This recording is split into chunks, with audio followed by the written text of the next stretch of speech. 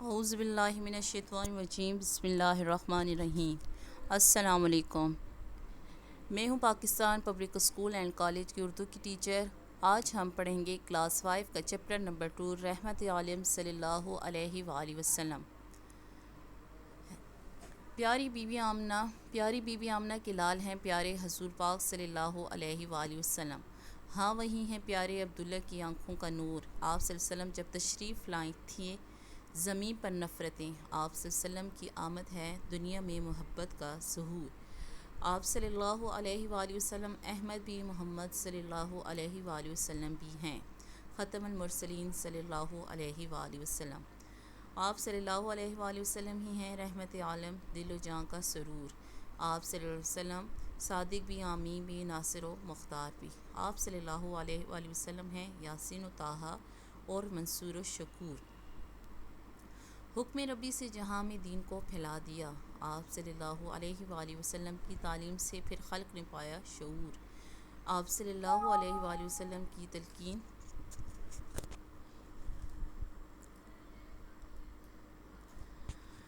آپ صلی اللہ علیہ وسلم کی تلقین ہے یہ اپنی امت کے لیے، مانگ لو فوراً معافی ہو اگر کوئی قصور۔ ہیں مسلمان بائی بائی، آپ صلی اللہ علیہ وسلم نے فرما دیا، اپنے والدین کا بھی حق ادا کرنا ضرور۔ علم کے سارے خزینے بھی تمہیں مل جائیں تو، آپ صلی اللہ علیہ وسلم کا ارشاد ہے بچوں نہ کرنا تم غرور۔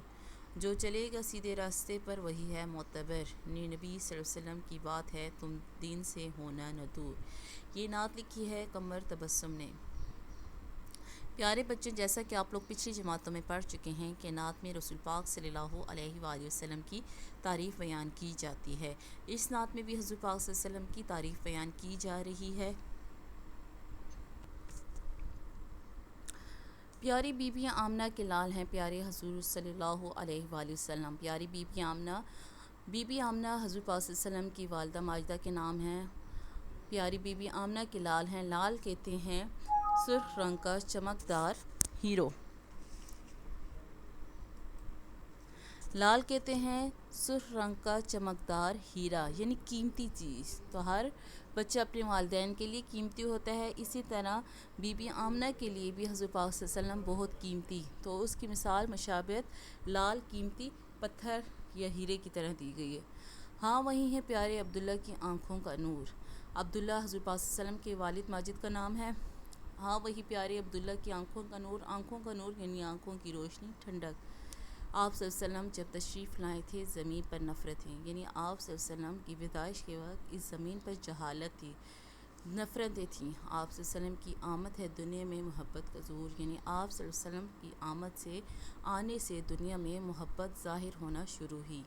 آپ صلی اللہ علیہ وسلم احمد بھی، محمد صلی اللہ علیہ وآلہ وسلم بھی، یعنی آپ صلی اللہ علیہ وسلم کا نام احمد بھی ہے، محمد بھی ہے ختم المرسلین، یعنی آپ صلی اللہ علیہ وسلم تمام رسولوں کے آخری نبی ہیں۔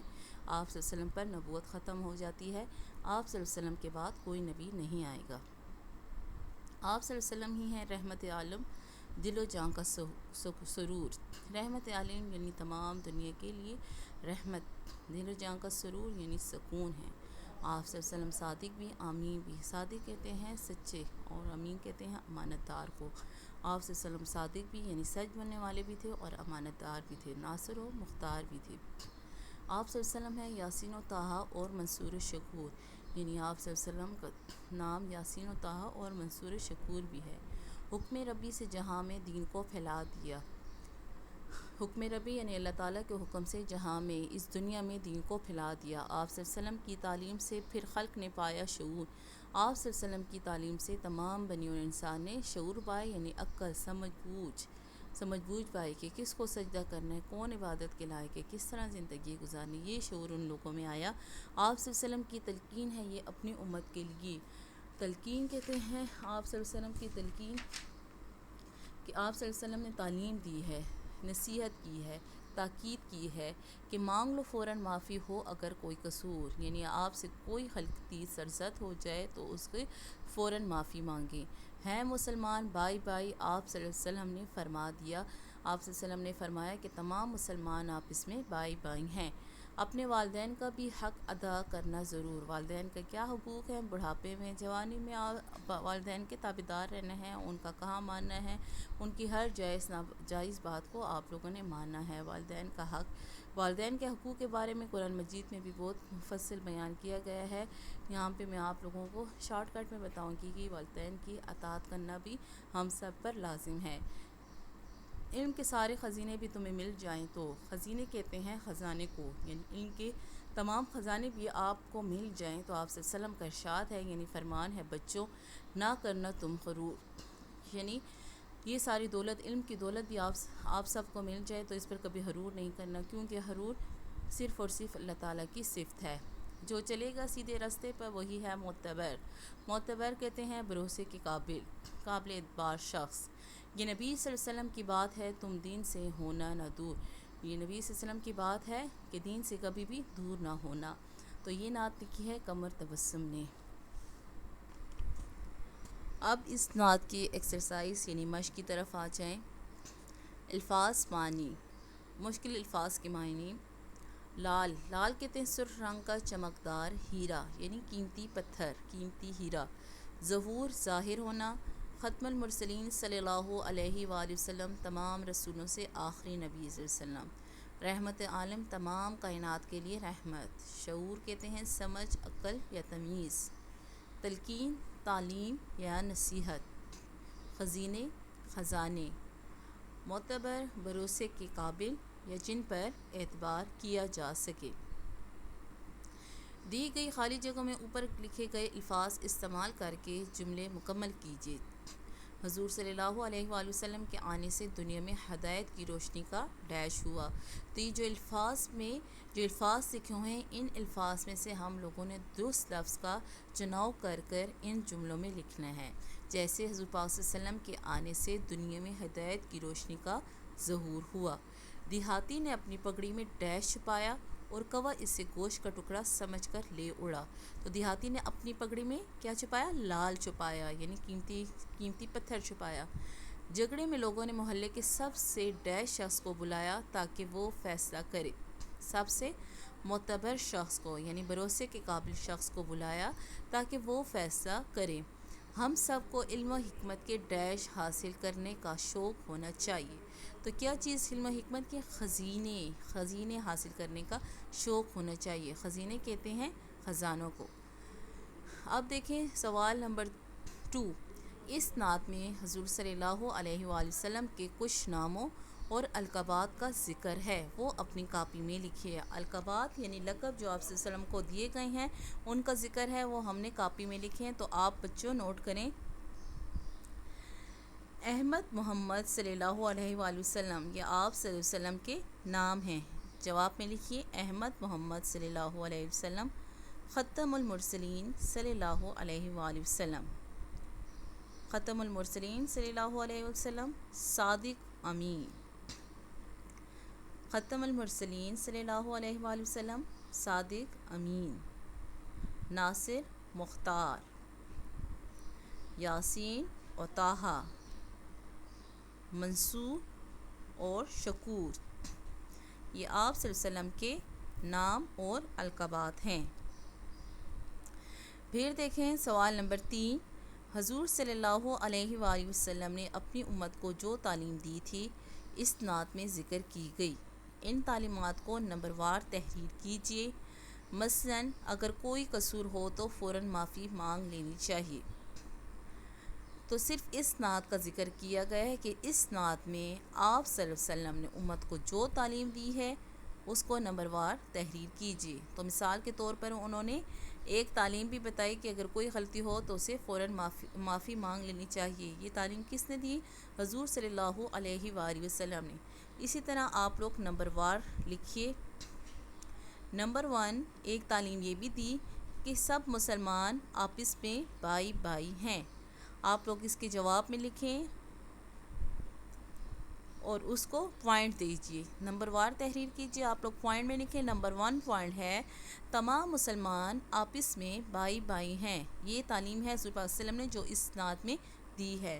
نمبر 2 میں لکھیں اپنے والدین کا حق بھی ادا کرو۔ والدین کے حق کا بھی ذکر کیا گیا ہے۔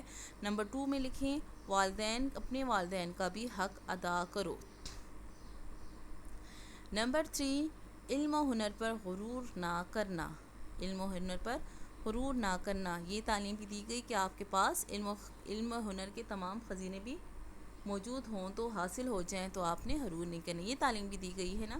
نمبر 4 میں دیکھیں سیدھے اور سچے راستے پر چلو، سیدھے اور سچے راستے پر چلو۔ نمبر 5 دین سے دور نہ ہونا، آخر میں یہ تعلیم بھی ہے دین سے دور نہ ہونا۔